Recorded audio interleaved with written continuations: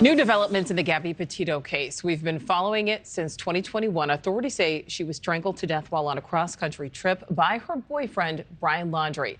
And Brian was found dead of a self-inflicted gunshot wound weeks later. But now Gabby's parents are suing Brian's parents, claiming they knew their son killed Gabby. And now we're learning a letter written by Brian Laundrie's mother has been called into question before a judge. Prosecutors claim this letter mentions, quote, burying a body, helping keep Brian out of prison, and says to, quote, burn after reading. Senior correspondent Brian Entin has covered this extensively from the very beginning. Brian, first of all, do we know for certain this letter actually exists?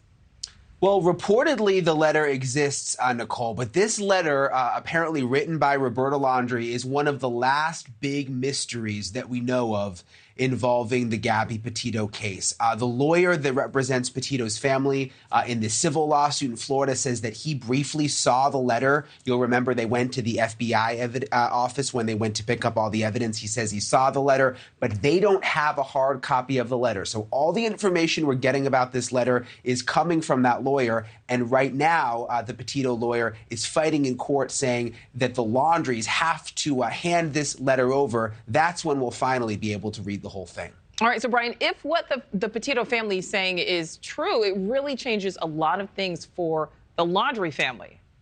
Yeah, it does, especially when it comes to this civil lawsuit happening in Florida. Because remember, what the Petitos are trying to prove in court is that the Laundries knew that Gabby Petito was dead while the search was happening. And that because they knew and because they didn't say anything, that they caused pain and suffering to the Petito family. Now, if they can prove that this letter was written after Gabby Petito died, that would certainly help them very much with this lawsuit.